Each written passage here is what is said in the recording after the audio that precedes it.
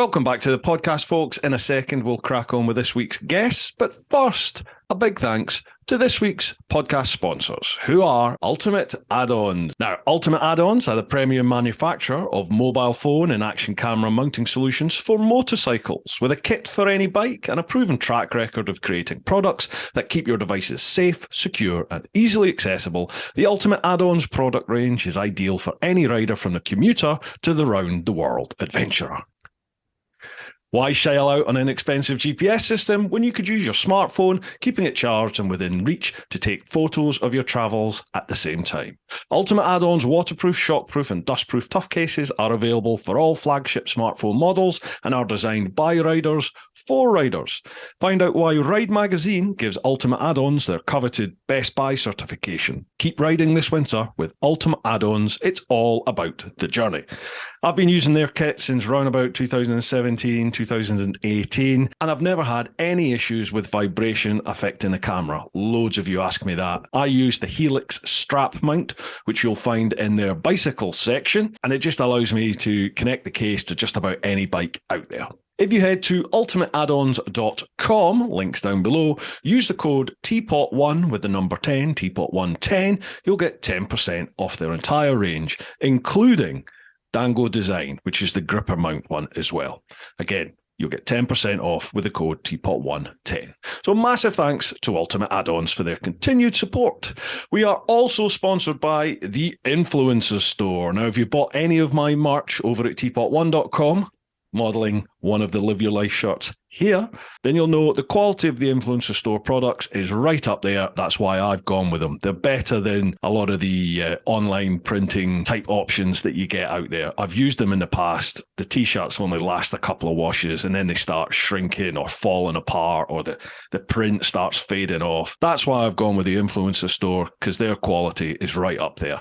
They're UK based. You have any issues, drop them a line and they'll sort it for you.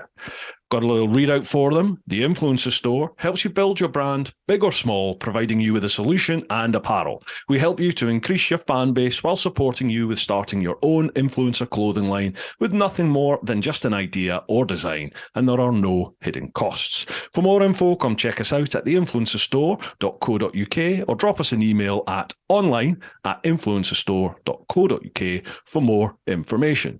A massive thank you to Roger and Charlotte for their continued support over at the Influencer Store. Folks, if you have a brand, a product, or a company and you'd like to sponsor the podcast, drop me a line, info@teapotone.com anytime. The podcast itself is going sky high at the moment. We are consistently top 5, if not top 3 motorcycle podcasts in the UK. The podcast itself gets around 10 to 15,000 downloads a month at the moment. Believe it or not, that puts Bru Time in the top 10% of all podcasts globally, not that far off the top 5%. Speaking of which, folks, if you're enjoying listening to the podcast, can I ask you to tell everyone you know about it, help spread the word, share it with your mates. And if you listen on Spotify or Apple Podcasts, you can leave a rating there, and that really does help boost it up with the respective algorithms and helps get it promoted elsewhere. It also helps it get moved up the charts a little bit. And all of you over in the clan over at patreon.com/TeapotOne, I literally could not be doing this without you. You keep a roof over my head. Thank you very much for all your support. Right, let's get back to the podcast. Right then, we'll just crack on. Folks, welcome back to the podcast. We've got Craig and Carl Searles here from Searles2Dakar. Now, there's a clue in the title, gents. What's it all about? Yeah, so Craig texted me just as Dakar finished this year, and it was just a simple one-liner, Dakar 2025 with a question mark, and I thought, well, here we go. This is it now. Time to bite the bullet. So yeah, we've dreamt about it since we were kids. Like, I can't remember not watching the Dakar. So yeah, to finally sort of attempt it and go for it. Yeah, we're all in now. So that's the plan now. 2025, entering the Dakar. Both of you, or is there more in the team? Both riders. Brilliant. Both as riders. We've got so our dad is massively into it as well, and into all the bikes and everything. So we told him that, you know, he's also our boss. So we had to go to him and say, like, we're going to need a little bit of leeway here and there. And the reason is we're going to go to Dakar. And he was kind of like, you two ain't going if you're not going without me. So, it was a case of, how are we going to get him there? Unfortunately, he's a little bit older and not quite as skilled. So Chris Evans, the UK Dakar rep, said that, he wouldn't be able to race, unfortunately. So he's going to hopefully come with us in a support truck. Excellent. So at the minute, we're just the riders. And then, hopefully Dad is a driver for us. So what class are you going for? Be the Rally. Is that 2. Not the Malay. Not the Malay. Not brave enough for that just yet. That's mental, that, isn't it? Yeah, that is crazy. Yeah, we know a few guys that have done it. A couple of our good friends have done it. Malay, Cy Hewitt. Not Cy Hewitt. Sorry, Neil Walker. Yeah. Mm-hmm. He's done it Malay, and he made it look easy. But he always does though. He makes the bike riding look so easy, doesn't he? Yeah, and just when he's describing what he had to go through, and servicing the bike at the end of it, trying to find time to eat, trying to find time to sleep, it was it's like, that's going to be hard work. Yeah, to add to the stress of navigating the desert and everything else. Absolutely. I mean, the Dakar's fairly hardcore, shall we say? Fairly. Yeah. I mean, it is. It sets the bar really at hardcore, doesn't it? But the Malay just seems to take it to that next level. Yeah. Props to those guys. It's I mean, for anyone that races Dakar, but especially the Malay moto guys, it's huge respect to them. Yeah. Absolutely. Right, chaps, do you have a drink of choice for the evening? Oh, yes. Yeah. Fantastic. Here's got a couple of Moretti's here to go with. So. Beer Moretti, very nice. Lovely. What have I got here? Big thanks. Oh, it's this one. Big thanks to Dakar Steve, who came away to the Isle of Man last weekend there. And he's given me a few of these, what are they called? Tin Head Brewery. So nice. Got How's one it of these. Going down good? Yeah, they're nice. They're good. Yeah. Pale ale, is it? Or this one is, what one is this? Vermont IPA. They do all sorts of different ones, but they're nice. You look at them and you think it's going to be like a milkshake or an energy drink, don't you? But it's it's nice. It's good.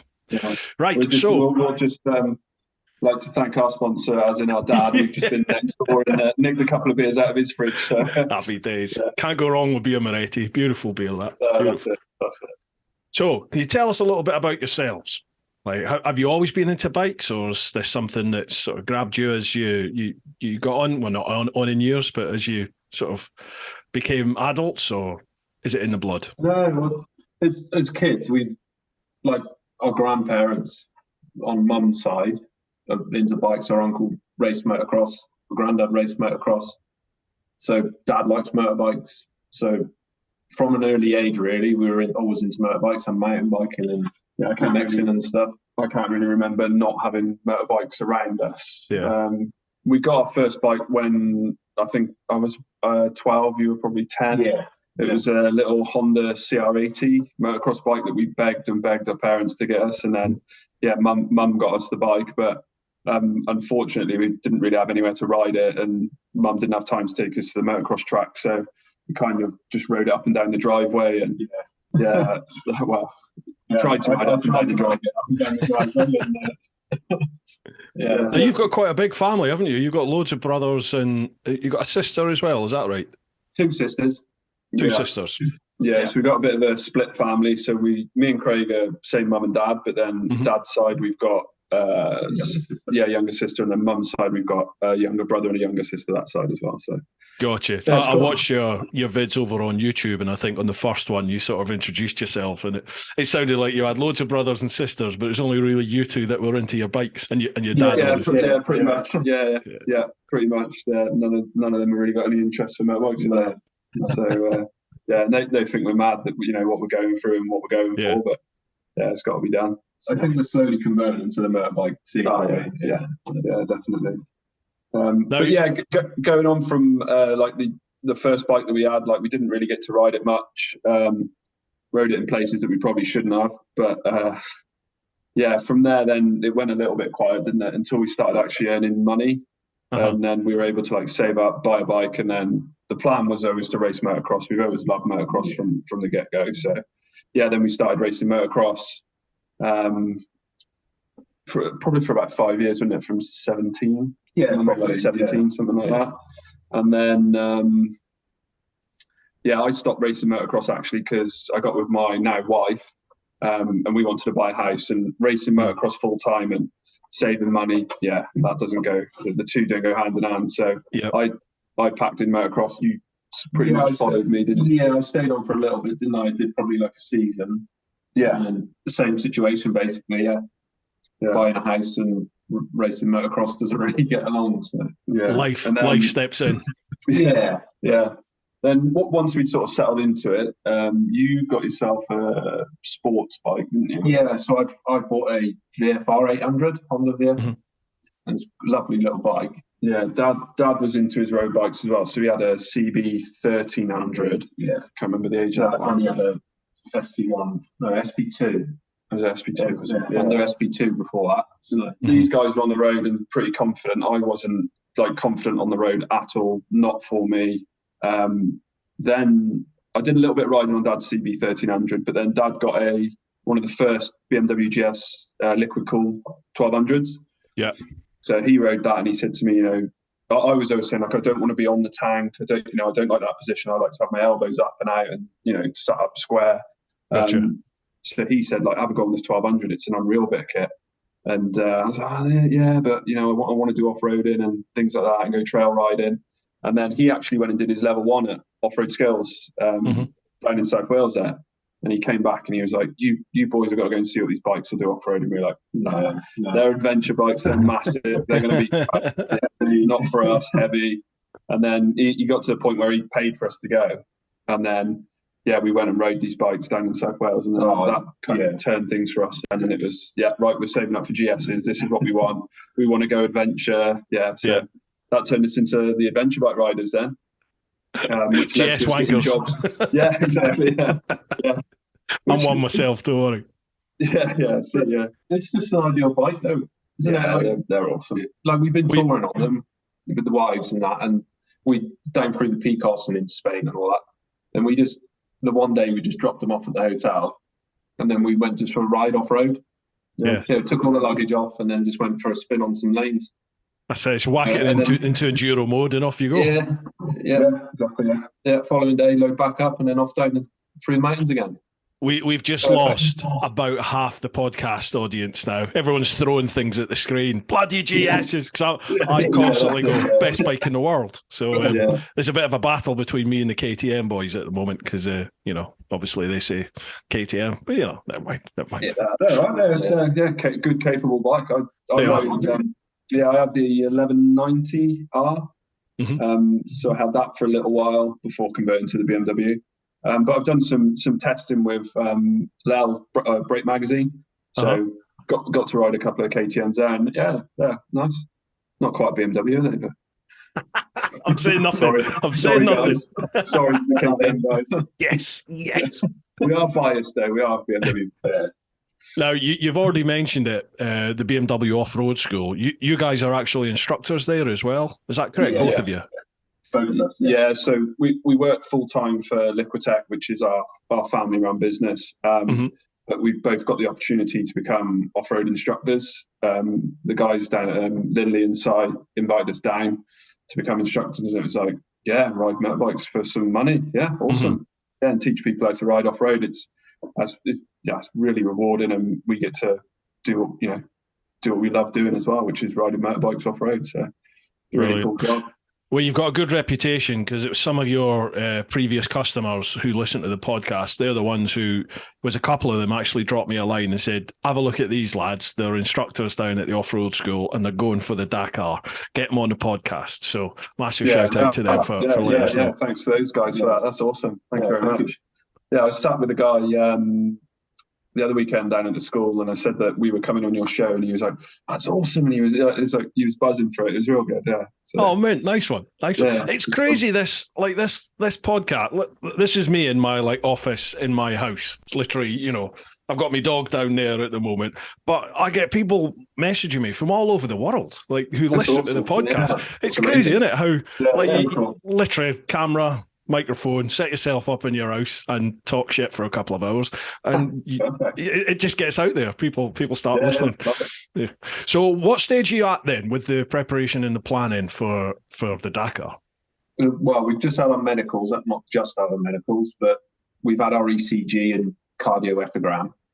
But we're just struggling now to get our ACU medical signed off. Yeah.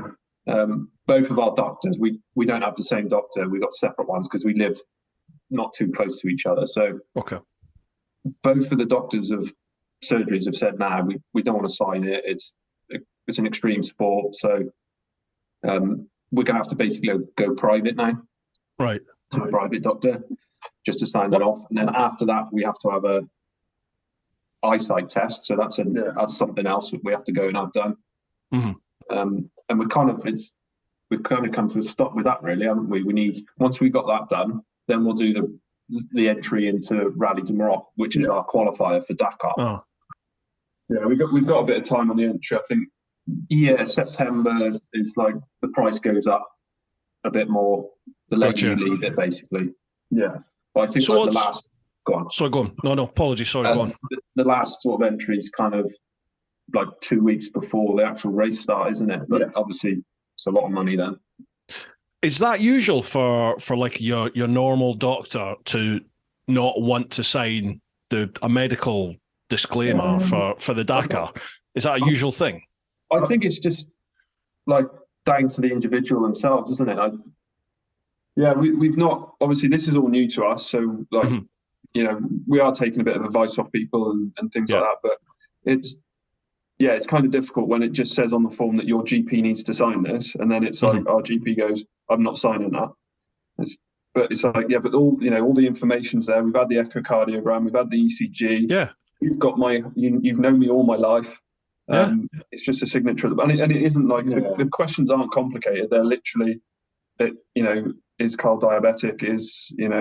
So they're simple questions. It's 10 questions, but because it's an extreme sport, the class is an extreme sport. They don't want to sign them off. So we do live in quite small towns, don't we? So maybe if we were to live towards a bigger city, then it might be all right. They might be more regular sort of call-ins for the ACU medical. So got you. Yeah, but so, no, go on, Paul. Sorry, there's a bit of a delay there. No, it's fine. I think we're on plan H now. Something like that. Yeah, it keeps changing pretty much every week. We're we're going to do this, we'll do this, we'll do this. So it's changing a fair bit, but we just got to keep going. Just keep putting one foot in front of the other. Well, she's it. Yeah, it's baby steps, isn't it? And this sort of stuff comes up in this podcast time and time again about when you set your sights on your dream, whatever that is, whether that's world travel, entering the Dakar, rowing an ocean, whatever it is. When you set your sight on it, nothing ever goes to plan, does it? A plan never goes to plan. So it's just a question of dealing with things as they come, having to take a step back occasionally whenever you have to, figure it out, take the next step forward. Baby steps, like you said. Yeah, that's it. At the moment, so we've ordered our rally bikes for Rally du Maroc. That was quite exciting to get those in, wasn't it? Yeah. But then we've just noticed on the delivery form that it says delivery for September/October. Well, we'll be driving out to Morocco at the beginning of October, so just to add a little bit more stress into it, we were actually saying today we might be sticking the graphics on the bike as we're driving down to Morocco. So I'm sure you won't be the first one to do it. So what are you using? Is it Huskies? Husky 450s? Yeah, Husky FR, so the rally replicas. So pretty much as close to a genuine rally bike, factory bike you can get. So and the reason for choosing those was that we just feel that they're the most race ready bike to go. In theory, we should be able to just literally roll them out the showroom, put our race number on it, and race it. But we've been told that there is actually a few things to do as well, little things like change all the cable ties to little bungee cord ties. Have you noticed on your GS where your clutch and brake hose goes down, there's a few cables. There's little tiny rubber tabs that hold all the cables together. Yeah. So you said change all the zip ties for those. Right. So that's not gonna be a short job. I wouldn't have No, thought. that's going to take a bit of time. Yeah, that's it. And you're going to want to be pretty careful cutting those zip ties off. You wouldn't want to catch a cable, would you? No, especially when you're under pressure as well. That's it. Yeah. How do you go about planning for something like this? I mean, is there when you enter the Dakar, do they give you like a check sheet, right? Do this, do this, do this, do this, do this, or is it just no, totally on your own? Yeah, wow. Totally on your own. I mean, we obviously know a few people that have done it, so they've sort of gone, yeah, you should do it, just go for it, and then we're like looking into it, and then we're going, what do we do now? Can you give us some advice on that? And like we said, we're on plan H, so we think of something, and then it's like, oh, we can't do that, so we've got to do this. So yeah, it's like you said, the plan never goes to plan, and you just keep changing your plan as you go along. Mm-hmm. And I suppose the more you look into it, the more you find out. I mean, probably when we get to the actual Dakar, the start of Dakar, we'll probably tell, if someone comes up to us and asks us something, we'd be able to go, bang, yeah, do this, do that. Yeah. But the guys we're asking are so laid back. They're just like, nah, you'll be fine. Just, But it's part of it, though, I think. You've got to go through the experience part of it as well, because that's all part of the story, isn't it? Yeah, definitely. Yeah, the voyage to the start line is probably, well, I'm not going to say it's as big as the race itself, but it's part of it, as you said, isn't it? Yeah, it's part of that adventure. Yeah. 100%. So, with the Rally de Maroc, is it only the one you need to do, or is there a couple that you need to complete in order to qualify? Well, there's no actual ruling on how many you need to do. Okay. They do say that it needs to be, I forgot, what is it, AR?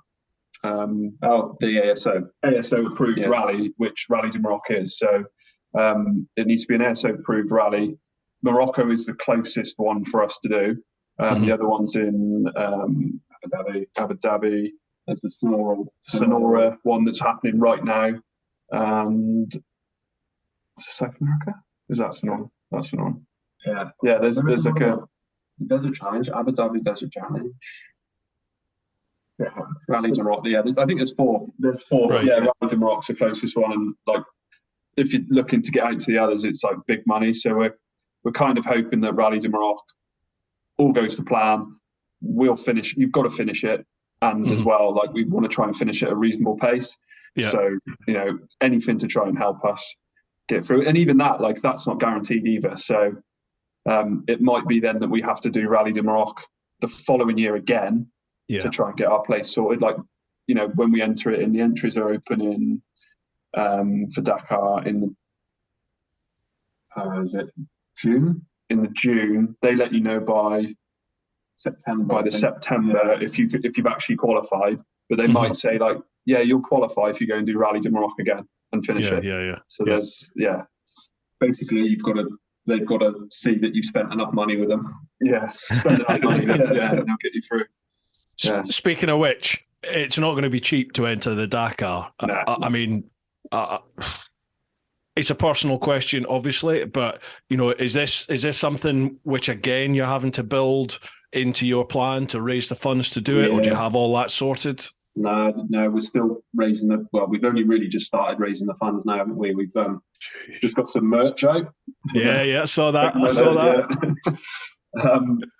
Yeah, obviously the finance. So at the moment, in my scale of worry, is the riding is at the bottom, and at the moment the highest one is the finance.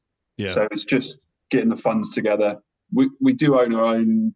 It's a family-run business, so we've got and that's doing really well at the moment. So we have got that advantage behind us, but we can't actually. So we've spoken to Dad, the boss, and his wife Marie, the two bosses, and we can't actually sponsor ourselves within the company. But we've sort of negotiated. Oh, can we have a little bit of time off here, a little bit of time off there? So financially, really, it doesn't really benefit us, but time-wise, it will. So yeah, we're now trying to just work things out on that front. But fundraising is going to be a massive part of it, and corporate sponsorship and things like that. So yeah. What sort of Like, do you have the website up and running? I know you've got your social media up and running at the moment, haven't you? You started on your YouTube channel, you got Instagram, Facebook, that's all up and running. Yeah, that's all going. The website is kind of, so I've designed Liquitex website right. on Wix. Do you know the Wix? Like you can self-design your own. I've kind of got a bit of knowledge on that. So I wanted to sort of build our own, obviously me and Craig together, build our own website and get that up and running. But it's, at the moment, we're so busy like packing merch and doing things like that in the evenings, and it's just finding time to do it all, really. Absolutely. But the idea is to get a website up and going, and then hopefully sell like sponsorship packages for people from £50 up to £1,000, and you can be like as involved as as you want to be or can afford to be.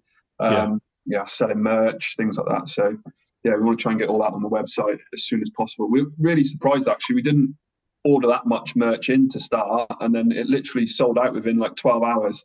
Brilliant. And I mean, granted, we didn't get a lot of merch in, but basically everything sold out. So we ordered another load, like doubled the order and put another one in, and we've nearly sold all of that as well. So fantastic. That's awesome. The support from like the get-go has been unreal. We were like, we were a bit unsure, weren't we? It was because hardly anyone around us has heard about the Dakar. Mm-hmm. So when you say we'll do a Dakar, they're like, "Oh, right, yeah, what's that?" And then you tell them, they're like, "Holy shit, that's going to take some doing that is."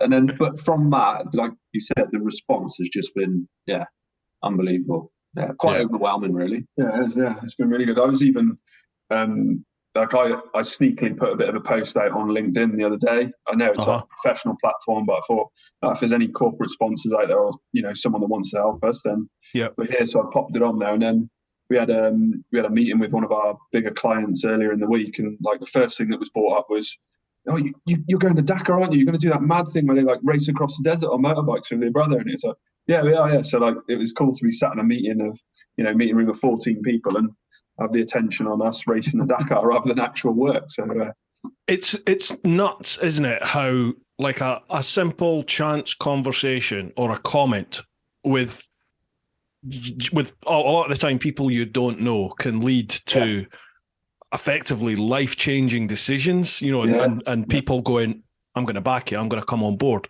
I had that with my. I did a big world trip about 10 years ago, and I was looking for corporate sponsorship for that. Didn't really get anywhere with it, and I went off on the trip.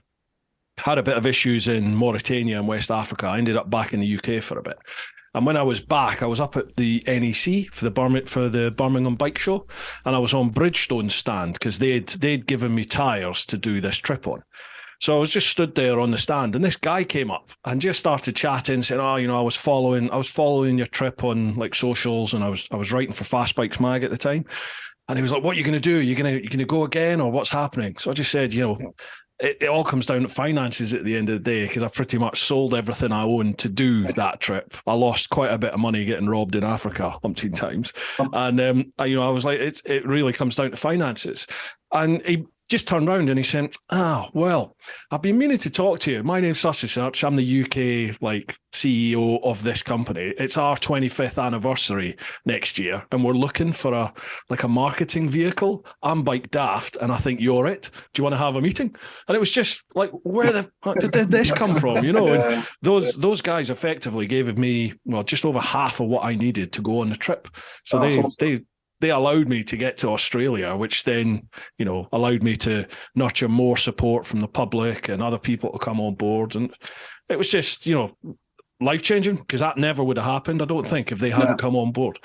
And you just don't know these people from Adam. They just approach you and start chatting. No. I think one of the big things is, you've got to be in the right place at the right time. So you've got to put yourself out there. That's why we're doing quite a bit of riding, and anything that we can do where we can get the bikes or go and do something and go and shake some people's hands, and because like you say, it might just be that one person that just goes, "That is awesome, how much do you want?" And you can say, you come to an agreement. Like, we have had a couple of people that have approached us and pretty much said, how much, what are you talking about? And we're like, well, how much have you got? Well, how much do you need? It's like, ultimately it's going to be 50, 60, 70 grand, righto. Mm-hmm.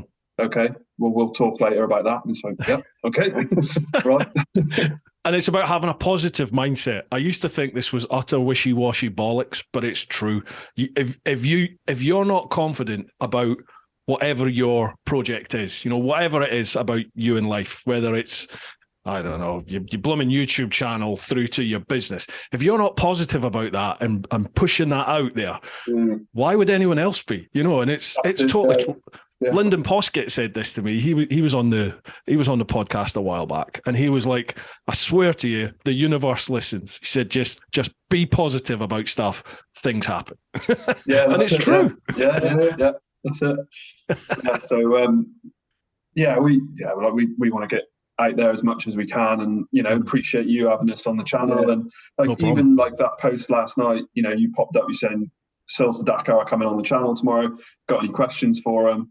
And then like straight away it was like 10 followers within 5 minutes of that post going up. I mean, just like, even that is like, it's so cool to have people following us and watching our journey. And like you said, one person could be like listening now. Yeah, if you want absolutely. Give us a shout. It's the beauty of like social media these days, isn't it? It's such an instant reach, and it costs no money, does it? It doesn't cost me any money to set this thing up, and it doesn't cost people any money to listen to it or to watch it, and then to get guests on. There's no money involved, but straight away you get a reach. You benefit from my reach. I benefit from what you're doing and chatting to you guys. And then it's a case of, I'll know lots of, I keep looking at this camera, sorry, that one's not working. Obviously, I've got a load of connections through the podcast world and the YouTube social media world, and I can speak to them and go, get these lads involved, have a chat with them, get them on your podcast. And then you just start, you spread the fingers out, don't you? And your reach just gets bigger and bigger and bigger. And yeah, lovely job. Great. I'm sure we'll be able to get you a heck of a following before you shift off. Yeah, we looked at doing the Dakar about 12, 13 years ago. So we got the laptop out, set an Excel spreadsheet up, and this was before like social media was really knocking about. I mean, there was Facebook, wasn't there? But it wasn't about mobile phones, that could just play Snake on it. Yeah, that's right. I remember that. Yeah. There was no real way of like getting anything out there, and we sat down and we literally the first one was like Dakar entry, type that in. Right, let's Google Dakar entry, and it was like €15,000 to enter it, and we're like, no, well, that's it. Close the laptop and that's done. End of dream. Yeah. There's no plan. But as you get to nowadays, through social media, people, and we now know a few people that have done it at ORS down at the BMW off-road school there, and they're like, no, you can push things and get it out there and speak to people, and get a following on Instagram and the social media scene and the YouTube channel, and that'll build people up and get people. It's so easy now just to get on there and make a few clicks, and that's it. And I suppose as well, it's easier to get money in as well these days. You can literally just send a Monzo banking thing where request money or PayPal or anything like that. I suppose in a way it's a little bit easier to get money as well that way. So fair play to the people that 20 years ago that tried doing the Dakar. Yeah, that would have compared to now, that would have been absolutely. I think now people have a different approach to funding and things now, don't they? Not only like us as the public. I think maybe people are more inclined to get involved now, because it's not like Joe Blogs like me. It wouldn't be like I would have to step forward and go, right, here's 20 grand or here's 30 grand. It can be like, right, well, I'll just chuck 10 quid, 20 quid into a crowdfunder. You get a couple of thousand people doing that. Happy days, you know what I mean? Or even a couple of hundred people. It's so much more. I feel things like this are so much more attainable in terms of that. It sounds like a big roadblock when you have this amount that you have to raise. I had a young couple on Atlantic Escapade. They came on and they were rowing the Atlantic. They actually finished last month, I think it was. Oh, wow, amazing. But they had to raise something like, no, they weren't doing the Talisker whiskey one, which is about 160 grand. They were doing a totally self-supported one, just themselves heading off. But I still think they had to raise about 60, 70 grand. But they managed it. They managed it from crowdfunding, from corporate sponsorship. You could pay X amount of money and get your sticker on the boat, all this sort of stuff. Yeah. And they did it, just multiple different income streams effectively, and it facilitated the dream. And all they had to do was row across the Atlantic. So. That's all they had to do. Yeah. This is it. You're just riding the bike in the sand dunes, aren't you? See, no bother. Yeah, but it's been cool. Like, people have already, they're messaging us saying, like, what can I do to, help support, have you got this out? Like, we were a bit late with the merch, really, because straight away people are like, as soon as you got merch out, let us know. Yeah. And really, like, we could have judged that a little bit better, because we sold out within, 12 hours. So, yeah, and even that, they're only £15 a t-shirt. We don't make much from it, but then actually now when you start, like, we thought it was just going to be like, quality-wise, once it starts having that. Yeah, I thought it was just going to be like a PR stunt, just to be a part of it, buy a t-shirt. We don't really make much of it, but now we're selling that many. We're like, well, actually, yeah, we'll keep it going. And definitely. Are you doing stickers? We are indeed, yeah. They're being made as we speak, hopefully. Grown men, we love a sticker. It's unreal. It's all I get asked. Have you got any stickers? I'm like, yeah, you're 62? Yeah, I want a sticker. Okay. Crazy, isn't it? Right. I don't know if you know how things work here. I whack out on my socials and say who the next guest is going to be, and then people can submit questions for us to go over. They can be really obscure. Sometimes they can be, they can be to do with what you're doing. Yeah. Aye. Other times they've got nothing to do with why you're here. Right, first one. We'll go to the clan first of all over on Patreon, patreon.com/TeapotOne. That's actually something you lads should look at, Patreon, for sure. Yeah. I'll chat to you about that later. First one, Mark Kent. Nothing to say except jealous. Hope that they have an amazing experience. Mark's got a good channel. His channel's Epic Motorcycle Adventure, and he used to be an S1000RR guy, and he's turned to the dark side. He's got a GS. Yeah, but he's discovered a love of doing the rally roadbook type stuff, and he's forever taken his GS off on trails. Maniac, but good lad. Good. Right, next one, Lee Vigor. Hello all, hope you're well. What's been the hardest part in preparation? Your fitness, the bike, or your riding ability? Can I go first? Yeah, go on. I think it's actually just committing to and getting in the message out there that we're going to do the Dakar. I think that's it's like a massive weight off your shoulders. Yeah.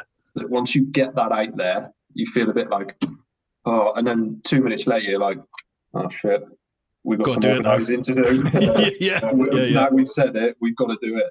So, absolutely. Yeah, I think it's a bit of a daft one for me. I don't, like you mentioned about fitness, like that will for sure be a big part of it, but I think I'm all right with that. The major one for me is just hydration. That's the one. While I'm at the rally, that I'm worried about. I'm really bad at hydrating, and even when I race motocross, and on the weekend I did that 2.5 hour long race. I didn't hydrate before it. I was dehydrated. I knew I was dehydrated while I was riding, and then even then after, I'm like really bad at just not drinking water. I'm fine if you could hydrate with beer during the Dakar, I'd be fine. But yeah, water. That's my kind of my one worry that I need to get. Like my one thing that I need to get over is hydrating. Like I need to do that. So how do you do that then? How are you gonna? You're just gonna have to teach yourself. Yeah, and just start like drinking little. The problem is with me is I hate stopping for a pee. Like if I'm driving, I hate stopping, so I don't drink. So I don't like, and I try and time it so that I get fuel and have a pee at the same time. So I hate having to stop if I don't need fuel. So it's just gonna have to be one of those. I'm gonna have to train my bladder. But I mean, because what I don't want to be doing is stop while I'm trying to hydrate is stopping every 10 minutes to have a pee or whatever. And I know that you can get like sort of catheters to go on the end with a little hose pipe down the inside of your leg and hole in your boot. I'm not really up for that, but I mean, we'll see how it goes. But surely if you're like, you're going to be grafting, aren't you? It's a hell of a physical sort of endurance effort that you're going to be putting in. So would you need to pee? Often? Maybe not. Yeah, you're taking in so much water, but you're actually using that as well, aren't you? Yeah. Because I'm the last meal about that. I'm a fat old man, and I find I always say this. I'm only 46, but I look 64. I know that, but I'm terrible. Like I get on the bike, just for a bimble on the roads, and within 5-10 minutes, I'm like, I need a pee. And I drink a lot of water through the day. But I have found, like, when you do a track day, or the few times when I have been mental enough to try some of this off-road stuff, I've found, I don't know, like I don't need to pee. I'm not even thinking about it. And I think just because I'm fat and unfit, so I'm sweating all the time, and I don't need to. I don't need to pee. I wouldn't have thought that would be an issue in. Yeah, we did a 24-hour race last year. We actually did it as a 3-man team with Dad, but Dad crashed out fairly early on, so it dropped just to me and Craig, sort of alternating for 24 hours. Yeah. And I was trying to hydrate as much as I could, and I was absolutely smashing the water into me, because I knew when I got there, I thought, I'm not hydrated. And like, if you think that you're hydrated before you go in, you know that you're going to be dehydrated as you're riding. So I was trying to drink, but then as I was racing, I was like, going around this off-road course, I was thinking, I need a wee. And then as soon as that starts in my head, I'm thinking, I need a wee. And then then the ruts are getting harder to go through, and you're thinking, I'm going to have to stop. So you're like, stop mid-lap to just put the bike on the side and just stood there having a wee while all the other bikes are just, flying by you, and you're just stood there. Yeah, it's a nightmare, that is. It's going to have to be the catheter, man, isn't it? You're going to have to go down that route. Yeah. Or just swamp yourself, one or the other. Yeah, I've done that before. Yeah. And that's not nice. No. Yeah, Neil Hawker told me, he was like, we were out riding in the Welsh Hills, and it was pouring down with rain, and I was like, trying to hydrate, and I was like, I'm going to have a wee again. And he said, just let it go, you'll be fine. And let it go, and it was like, oh yeah, it's not too bad. And it was cold, so I was like, oh, it's actually warmed my legs up a little bit now. That's nice. But what he didn't tell me was, when I got back to the van and I took my boots off, obviously my boots were just full of pee, and they absolutely stunk. And I literally forget they were in there. Yeah, the boots in the back of my van then. So the next day I've gone to get all the kit out, and the boots absolutely stunk. So I've done it before, but I don't think I'll be doing that one again. Is the Dakar going to be back in? Is it Dubai? It's Saudi. Sorry, yeah. Is it back there again for 25? Well, right. I presume we presume so. It looks like it. Yeah, we think that it will be. It's just that I think they've got such a massive landscape there, and they've got a fair setup over there at the moment, and as well, obviously, I presume they're getting quite a bit of money off Saudi as well. So I think they're kind of paving the roads through there for them and all sorts. So I think they'll be there for a few more years. Yeah, but I mean, You never know. But I think that's the plan anyway. Have you ever ridden over there? No desert riding at all. We've done a bit of driving. So quite a few years ago, in 2006, we went to Morocco in some Defenders, Land Rover Defenders. Into the competition. So we've done sort of 4-wheel drive driving in sand, but not actual sand riding. I mean, we've raced a few motocross races at sand tracks, but other than that, that's all we've done. Yeah. Wow. God. How do you train? How are you going to train for that then? How are you going to train for the Rally de Morocco?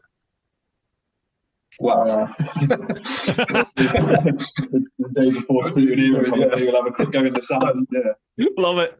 Yeah, no, there's a couple of deep sand tracks in the UK that we can get to. There's also the Loon Plage in Calais, literally where you get off the ferry, just literally turn left, then right. You go onto the massive beachfront, and they've got there's a motocross circuit there of really deep, loamy sand.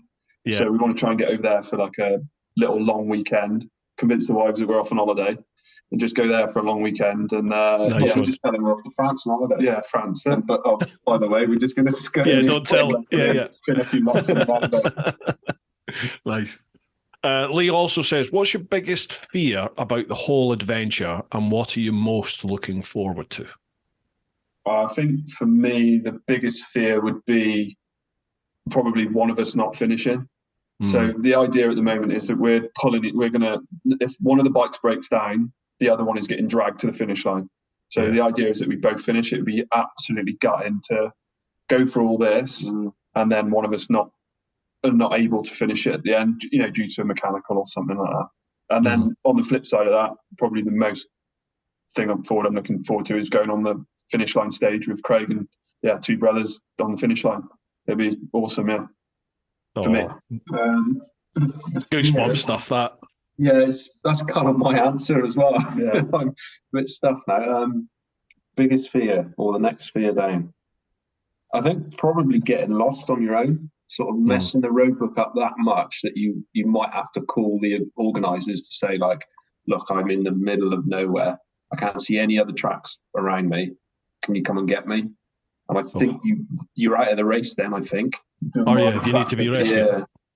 Yeah, that's what happened to Margaret Thatcher's son when he did it, didn't he? Did you hear that? Oh, that's right. Yeah, he did get properly lost, didn't he? Yeah, he was missing for like 2 weeks. Yeah. There's got to be more to that. There has to be more to that. Doing some dodgy deals somewhere, no doubt. And then probably, like the thing I'm most looking forward to is going up that finish ramp and getting your finisher's medal with your brother. So, yeah. Mega. Then what? Yeah, that's it. Well, I secretly told the wife that's it after Dakar. Yeah, we've all done that. Don't worry about that. There'll be someone else. Nice one. Cheers, Lee. Thanks for the question, pal. Next one, Michael Heaton. Hi, hope you're all well. For all of you, if you were reincarnated as a motorbike, which bike would you be? Who would ride you and where? Oh, God. Right. Which bike, who would ride you and where? I've got it straight away. So obviously a GS 1250, and then Neil Hawker, right? Because I know he's like, he will respect the bike. Be nice and gentle. Be nice and gentle. If it wasn't me, you know what I mean? If it was, that's a difficult one. That. Yes. What bike would I be? Well, first of all, what bike would I want to be? I'd go rally bike, so I'd go keep it off road. On Dakar spec, I'd go Dakar Toby probably. Yeah, I'd probably go Toby Price. Yeah, have you seen any of Toby Price? Yeah, oh God, yeah. Yeah. So he's I was going. Yeah, I suppose. Yeah, he's up there, isn't he? And where? Books, yeah. Where would you want them? Where would you want him to ride you? I didn't answer that one. Where? Oh, just down a real nice smooth tarmac road.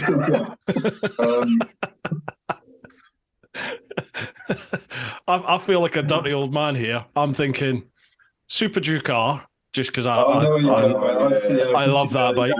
I can see where you're going to go now.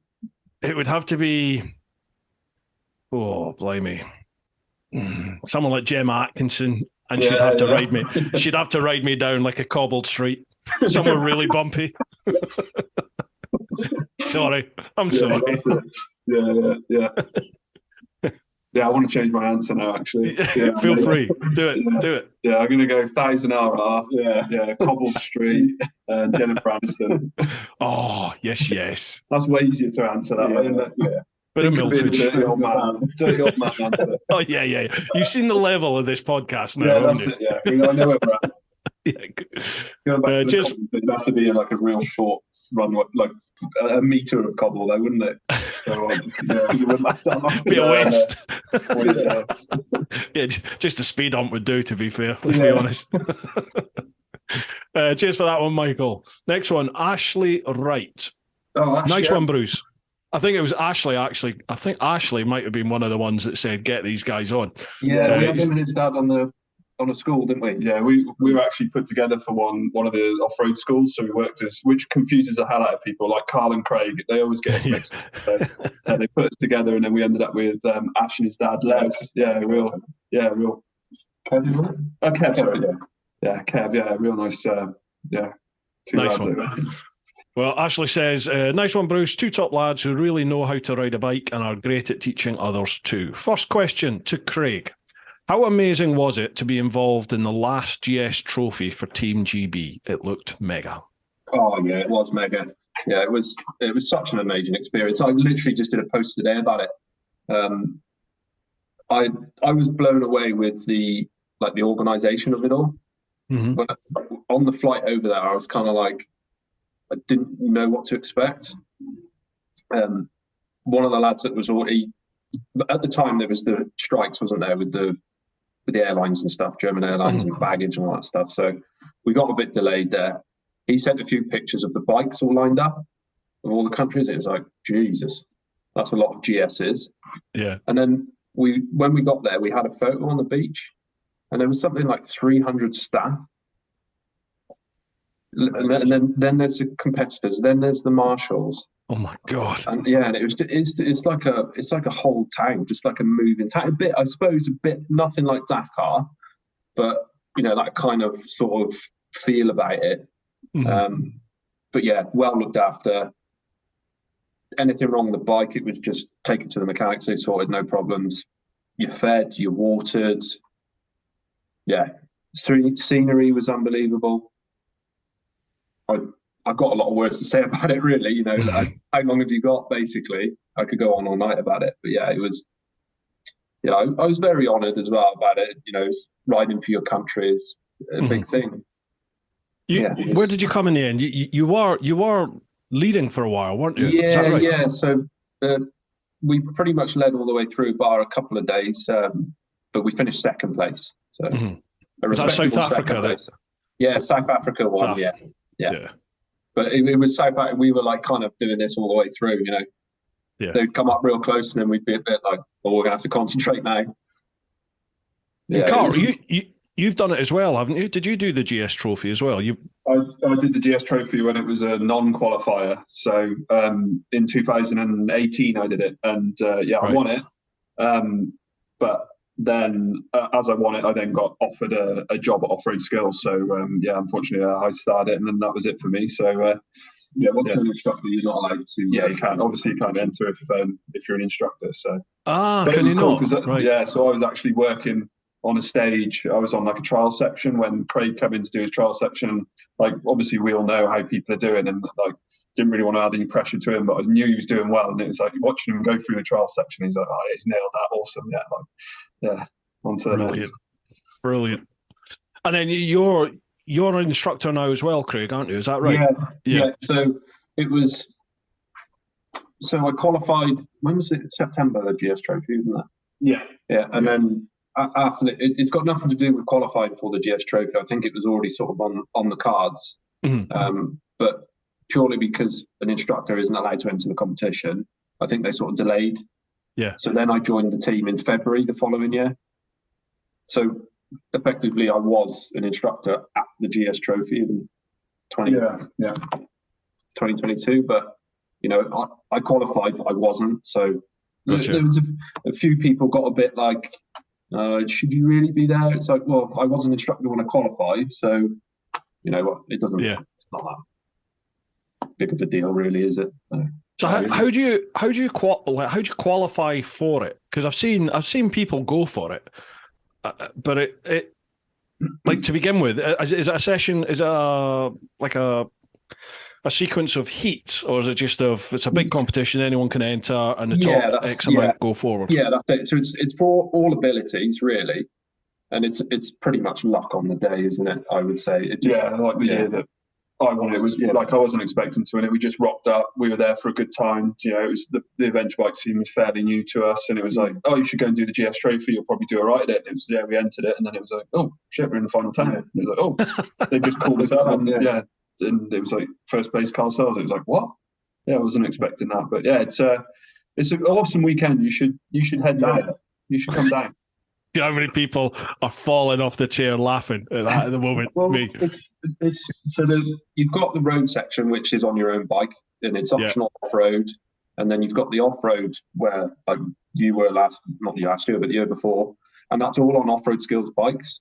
So you don't actually ride your bike off-road. It's all on their bikes. I mean, you have to ride to the sections, which is just, you could ride a sports, like the one lad had an S1000R. He did the whole thing on an S1000R, so it's not really. Yeah. It's not just all off road. Yeah, so you'd be awesome at it. Yeah, riding a sports bike around. So the idea of the competition is the road-based part of the competition is it's like a road book. So you just literally tape it to your tank, and then you start off out of the centre, and it's like mile down the road, turn right. 2 miles on the left. What colour is the telephone box? And you write your answer in. And then reset your trip, and then 2 miles after that, how many bricks are in the bridge? Just like silly questions but it actually takes you around the route, around like all around South Wales, like beautiful views. You get to see Wales. There are off-road routes as well, the way you can like So for 10 points, you can turn right here and you'll get the answer in the middle of that green lane. So Gotcha. but they've got that so you can score points that way, and then you ride in, like Craig said, into the off-road park, and then we've got like bike handling skills, a slow race. So the slowest time from point A to point B. So you're literally just on the clutch, in first gear, just trying to go as slow as you can. Yeah. Or the next one after that is ride as quick as you can, but they've disconnected the throttle. Yeah. Fancy that's with no throttle. With no throttle, yeah. How do you mean? Clutch control. Yeah, clutch control. So you can pull away on your bike on that GS in 6th gear with no throttle. Mm-hmm. Just by like feather in the clutch. Yeah, that's it. Yeah, and get it going, and so we do like little things like that, and ride around like a square that's been set up with 5 cones with tennis balls in, and you can there's different ways. People come up with like different techniques of they'll pick all 5 tennis balls up, try and wedge them between their legs, and then ride to a bin and try and drop them in. But you're not allowed to put your foot down. Right. But then other people will pick one up and drop one in the bin, ride back round, pick another one up. Yeah, it's over 2 days. It's like real cool event. People camp there. There's like a lot of the guys go there just for like a social and get on the beers. There's a bar there, and music going. Right, you sold it to me. Bar, right? I'm there. Jump on it, mate. Yeah. Oh no, this is how these things start, isn't it? This is how these things start. God, beer and a conversation. Right, let's do it. Yeah. Where were we? Oh, yeah. Ashley also says, what's your favourite type of riding? Trails, motocross, or hard enduro? Oh, motocross, because that's what we grew up doing. Motocross. It's it's hard to go. It's hard to go fast now. Though we're a little bit older than what we were, and don't bounce as well. Still goes fast. Our body kind of rejects it. Yeah, but I love motocross. I follow it, and it's awesome. I love motocross. Now, is motocross big here in the UK? Because I notice over in the West, I think it's over the west of the country, you see a lot more sort of circuits, tracks from the road. I tend to notice them a lot more. I don't notice them as much down here in the southeast. It's fairly big. Yeah, it's got a pretty big. Motocross has got a pretty big scene in the UK. But at the moment, like enduro is going massive at the moment in the UK. Is it? Yeah, and like UK as a country are doing really well at it as well. We won the IDSD women's one. Yeah, it's kicking off for the big star the last couple of years. Yeah, really good stuff. Wow, I haven't noticed that at all. I'll have to look more into that. I saw KTM have just released. They've just released the pictures on this new 890 SMT they've bring out. Yeah, is that like a supermoto? That's the one. Yeah. It looks mega. It looks mental, to be fair. Yeah, straight to KTM, drop them a little line. Any chance I could get put on the list for the press bike, please? And they're like, yeah, but it's very big. It's like I might get it in 2025 when you do the Dakar. I think I might get this bike. Yeah, nice. Right. Cheers to everybody that left. Keep looking at the wrong camera. Thanks very much to all of you over in the clan there that left some questions. We'll pop across to Instagram, which is at TeapotOne Insta. Obviously, I'll leave all their social links down below, folks. So make sure you check them out. Give them a like, a follow. First one, Gravy Davy Rides. Question for Bruce. If you had to be the middle of a human centipede with 2 other motorcycle vloggers, who would you choose and why? Oh, there are some screwed up people here, aren't there? Have you seen that film, Human Centipede? I've not seen it now. Never seen it. Well, I think there's about 4 now. I think there's about 4 different blooming versions of it. I wouldn't watch it. It's pretty horrendous. Human Centipede, right. Oh, jeez.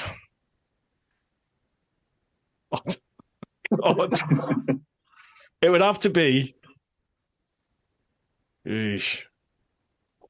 I'd have to have TMF behind me just so I could, do what's going to come naturally that way into him. Oh, man. I noticed you're not going dirty old man style on this one. No, definitely not. Definitely not. Well, I did think to myself, I definitely don't want TMF behind me. That's all I'm going to say. Who else would it be? I would have said Lamb Chops, but he'd have to be in front of me now, wouldn't he? Oh no, I could be the front. I could be the front of the human centipede. But then what do I do? Between the two. Between the two, you can't go at the front, can you? If it's between the two. Oh, I had to be the middle of a human. Oh no. Oh God. Well, TMF definitely behind me. I was going to say Lamb Chops, but he's a big lad. I don't want him in front of me because there's going to be a lot coming my way. Oh dear. Oh, a vlogger. It would have to be username Kate because she's tiny, she's wee, and hopefully it's going to be minimal stuff coming my way. Yeah, username Kate did the GS trophy. Yeah, yes, she did. Yeah, she did. That's right. Yeah, that's right. I sound like a dirty old man now. Sorry, Kate. Apologies, but there is logic. There is logic there. That's a horrendous question, David. Jesus. Right, next one. Patrick.L.Colum. So, the ultimate bike day away from rallying. Question to you all fine chaps. Right, so, best day away on a bike. Your ultimate day away on a bike, but not to do with rallying. What would it be? I think if I could ride the American Supercross track, one of those tracks would be awesome. What are they? It's have you watched any of the Supercross series? No. Just it's basically like a motocross track in an arena that's got huge jumps and whoops and they're unbelievable. But the height that they go in these arenas and there's 30 odd riders that race around this tight little circuit. It's awesome to watch and you should check it out. Yeah, it's really good. I'm going to sound like a right idiot, but I've got a Welsh chap called Aled Morgan who's coming on, I think, next week, and he now lives in the States. He's a big rally rider, but I think he's starting to do all that now. He certainly watches it, but I think that's his cup of tea. He loves it. We've sent Rally Duck. Yeah. We've sent merch out to him. Oh, happy days. Literally posted some merch out this week out to America. Brilliant. Lovely fella, isn't he? Really nice chap. Yeah. He's coming on. I think it's next week he's coming on. Yeah, I've seen, he's been at a few Supercross meetings and that. But yeah, honestly, check it out. It's chaos. The racing and that is mad. Yeah, absolutely mad. Speaking of Aled, have you seen what the Rally Duck? Did you see what when him and Ollie were building that Harley?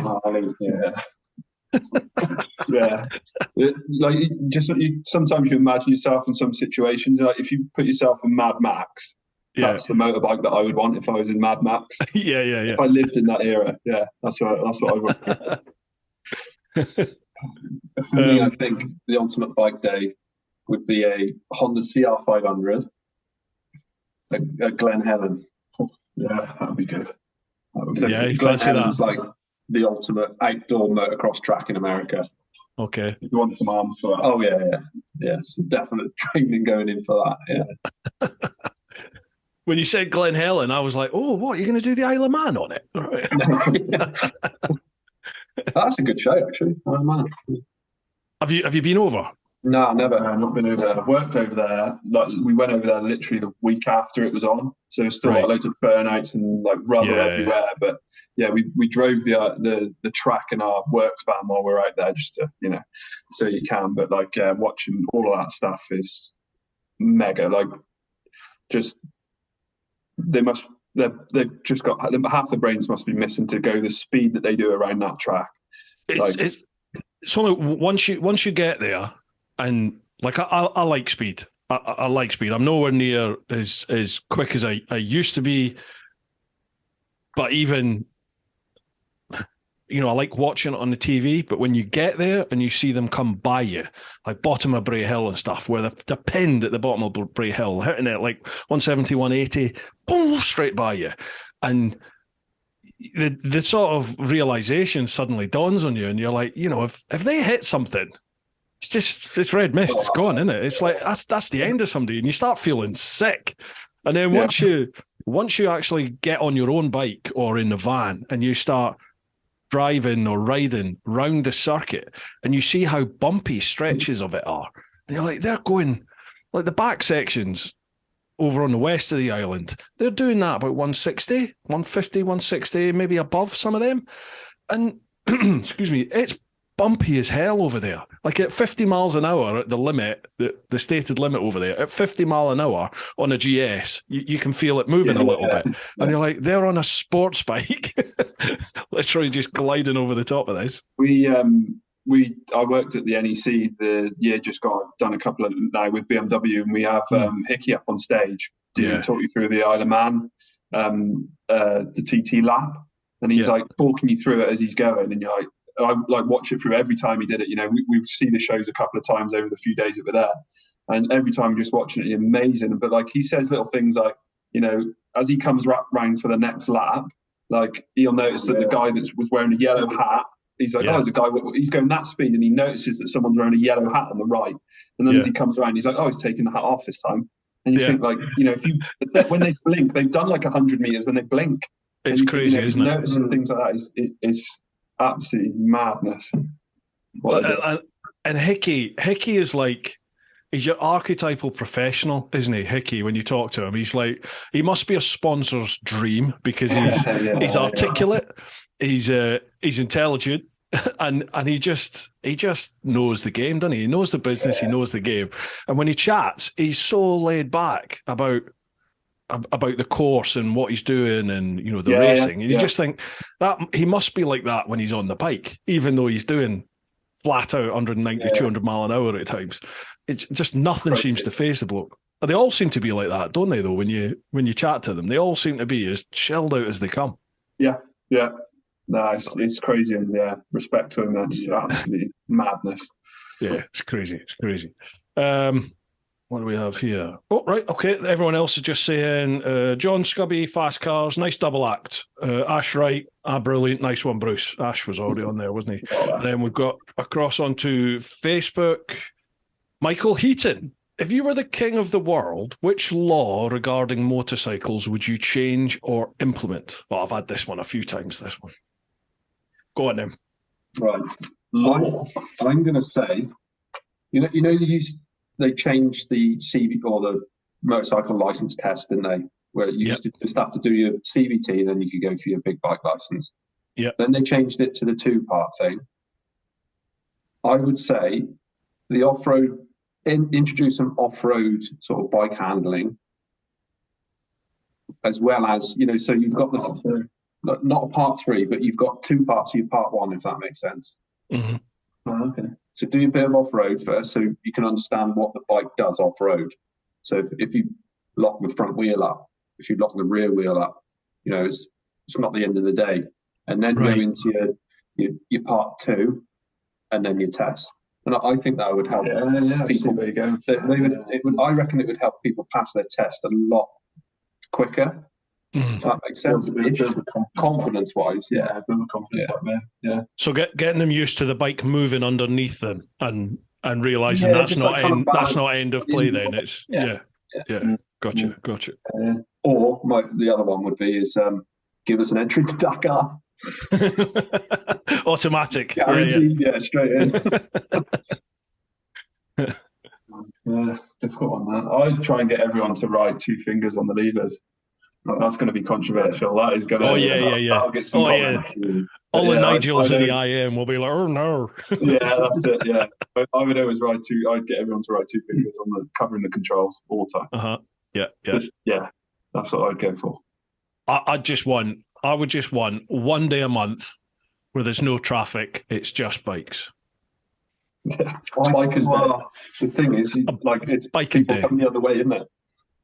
Well, it would be carnage, wouldn't it? Yeah, good point. There's a one-way system around the UK. Yeah. Everywhere would have to set up their own biking route, and it's one way, only open to bikes. Yeah. But I think we've been asked this type of question before, and we've got into all sorts of discussions about, trying to make biking, not so much easier, but more straightforward for people to get in it. To get into, because obviously we want new fresh blood into the biking community, don't we? And it just seems to be like a heck of a faff now to join. To get your license. You got to do CBT, you got to do mod 1, mod 2. Obviously, if you're a bit older, you can just go straight in and do your DAS after, which is what I did in the end. But it's like the whole industry seems to saying that they want youngsters in, they want young blood, but they don't seem to be making it any more straightforward for people to get their license. What's the age now? Is it 25 when you can do your big one? I think your DAS is it 24? 22. Okay. I should know this, but I'm not entirely sure. I think if you want to just go straight into your DAS, I'm sure it's something like 22 or 24, something like that. Because you were lucky, you passed yours literally a couple of months before they changed it, didn't you? Yeah, sort of given the heads up that it was happening. So I just went like, I'm going to do my test straight away. And get it done. Back then I wasn't keen on the road at all. So I was kind of like, no, I'm not really that fussed. But then like Dad and Craig both said like, no, you should do it because it's going to be easier for you. So I literally just did my test, rode around Hereford City with a guy in a car behind me, and that was it. Yeah. In a car. He was in a car, yeah. Love it. And I got stung by a bee as well, which was quite funny. It was really hot when I did it. So I popped my visor up. I borrowed a helmet off the test centre. It was like some old helmet, and it was hot, and I popped it up, and we rode over the bridge in Hereford, and a bee just went straight up the side of my visor into the helmet. I could hear it buzzing, and then it went like quiet, like it's gone. And then I just felt like the prick, and then like the side of my face went on fire. And I was like banging the helmet as I'm going down. I can hear the instructor in my ear going like, "What's going on? What's going on?" Because one of the things is if you can't hear or it's a bit blurry, you're supposed to just tap your helmet to let the instructor know that you're going. And in the end, I pulled over in a bus stop to and then whipped my helmet off, and the bee fell out, and that was it. And then the guy pulled up and ran down. What's that? Oh, so I've just been stung on the side. And then I thought like that was it. That's my test done. I've just pulled over in a bus, stopped in a bus stop basically. I rode back to the test centre, and he said, "Congratulations, you passed your test." Happy days. Nice. I failed mine first time. I put my foot down in the U-turn, literally right at the end of the U-turn as I've spun round, where all I should have done is just applied more throttle and lifted the bike up and off we go. I didn't, and I just put my foot down, like literally tapped it. That was it. Fail. I was like, so I had to go back to it again. Just unlucky. Yeah, got it eventually. All right, last one here is Aaron Thomas said, had the pleasure of being instructed by Carl on the BMW off-road skills course a couple of weeks ago. A great guy. So no question, just saying. He's a good guy, Aaron. Yeah, he was good. Right, gents, that's us. We've done the questions. Do you want to plug anything? Have you said you got the website. Is the website up and running yet? No, not yet. No, it's kind of part way through being built. So hopefully in the next at the moment, so I've literally just before we come on this meeting, I've been on the phone to solicitors where me and my wife have just bought a house, and we're supposed to hand over the keys today or exchange contracts or whatever it is today. But so we'll probably have a little bit of a sort out while we're moving house, and then hopefully end of next week with a bit of luck, we'll have a website up and running. You need to get your priorities straight here. You got a Dakar to enter. I know, that's what I keep telling her. Sure, the wife will understand. Well, we just have to organise our medical for Sunday, haven't we? Yeah, so we're supposed to be moving house this weekend, but we're going to go up to Warsaw on Sunday to do the medical. Get the medical signed off. So. How you did mention this earlier, but how is the respective families? How have your other halves and everything? How are they dealing with the whole?